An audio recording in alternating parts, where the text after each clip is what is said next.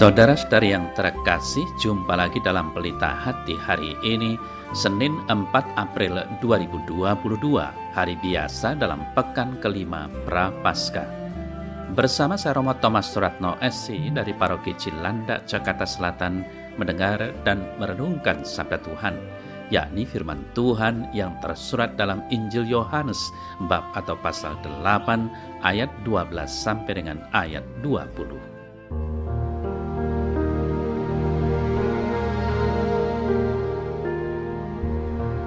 Pada suatu ketika, Yesus berkata kepada orang banyak, katanya, "Akulah terang dunia, barang siapa mengikut aku, ia tidak akan berjalan dalam kegelapan, melainkan ia akan mempunyai terang hidup." Kata orang-orang Farisi kepadanya, "Engkau bersaksi tentang dirimu, kesaksianmu tidak benar." Jawab Yesus kepada mereka, katanya, "Biarpun aku bersaksi tentang diriku sendiri, namun kesaksianku itu benar, sebab aku tahu dari mana aku datang dan kemana aku pergi. Tetapi kamu tidak tahu dari mana aku datang dan kemana aku pergi. Kamu menghakimi menurut ukuran manusia. Aku tidak menghakimi seorang pun, dan jikalau aku menghakimi, maka penghakimanku itu benar, sebab aku tidak seorang diri. Tetapi aku bersama Dia yang mengutus aku. Dan dalam kitab Tauratmu ada tertulis bahwa kesaksian dua orang adalah sah. Akulah yang bersaksi tentang diriku sendiri, dan juga Bapa yang mengutus aku bersaksi tentang aku."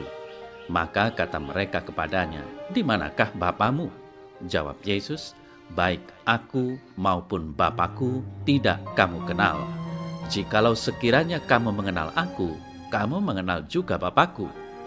Kata-kata itu dikatakan Yesus dekat perbendaharaan, waktu ia mengajar di dalam bait Allah, dan tidak seorang pun yang menangkap dia karena saatnya belum tiba.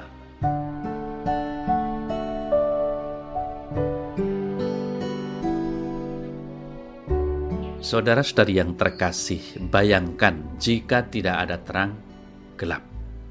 Pasti tidak ada kehidupan. Adanya terang memampukan orang untuk melihat dan bergerak. Yesus menyebut dirinya sebagai terang dunia. Bagaimana dampak hal ini dalam kehidupan orang percaya? Saudara-saudari yang terkasih, Yesus melakukan banyak perbuatan besar, seperti mengajar, menyembuhkan orang sakit, mengusir roh jahat, dan lain-lain. Ini membuat banyak orang bertanya mengenai siapa dirinya yang mampu melakukan hal-hal seperti itu. Yesus mengatakan bahwa dirinya adalah terang dunia. Ia menegaskan bahwa setiap orang yang mengikutinya akan memiliki terang dalam hidupnya. Saudara-saudara yang terkasih, orang Farisi tidak menerima perkataan Yesus tersebut. Mereka meragukannya karena diperlukan dua saksi untuk sebuah kebenaran. Lalu Yesus menyatakan dengan jelas mengenai dirinya. Dia tahu siapakah dirinya dan apa yang akan dilakukannya, sementara orang Farisi merasa lebih tahu, padahal mereka sama sekali tidak mengetahuinya. Yesus diutus untuk menyatakan kehendak Bapanya. Dengan demikian, ada dua pribadi yang memahami Yesus, yaitu dirinya dan Allah. Hal ini dipandang benar menurut hukum Taurat. Saudara-saudari yang terkasih, seringkali kita juga sulit memahami Yesus. Perkembangan kehidupan dengan segala kemajuannya dapat mengalihkan mata kita dari terang Kristus.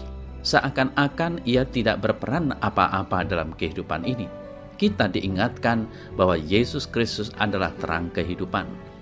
Yesus ingin pengikutnya memahami kehendak Allah dan dapat menjalani kehidupan dengan benar.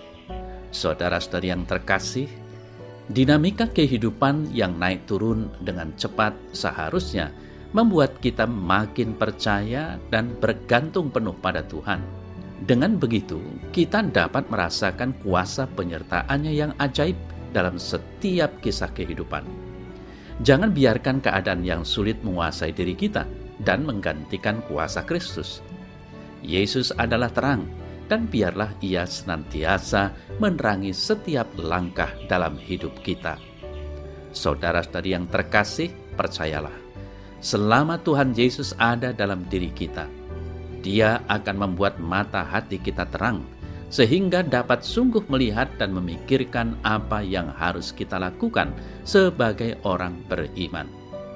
Kita telah dibaptis, maka kita telah disatukan dengannya, dan persatuan itu tak akan berakhir. Baptisan kita bersifat kekal untuk selamanya. Maka tinggal bagaimana kita sekarang hidup. Apakah akan selalu memakai sinar terang Tuhan Yesus, atau justru kita hanya tetap mengandalkan mata hati kita yang sering tertutup oleh silau kemilau yang membuat mata hati kita gelap dan menjadikan mata iman kita buta.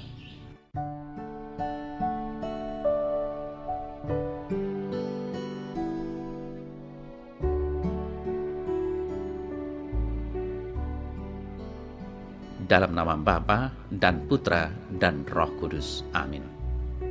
Ya Tuhan Allah, aku sering diliputi oleh kegelapan sehingga mata hatiku tidak bisa melihat dengan jelas apa yang harus aku lakukan. Maka dari itu ya Tuhan, berikanlah terang-Mu selalu dalam hidupku, sehingga aku dapat mencari dan menemukan serta menjalankan apa yang menjadi keinginan-Mu. Semuanya itu demi kemuliaan nama-Mu. Amin. Semoga Allah yang Maha Kuasa memberkati saudara dalam nama Bapa dan Putra dan Roh Kudus. Amin.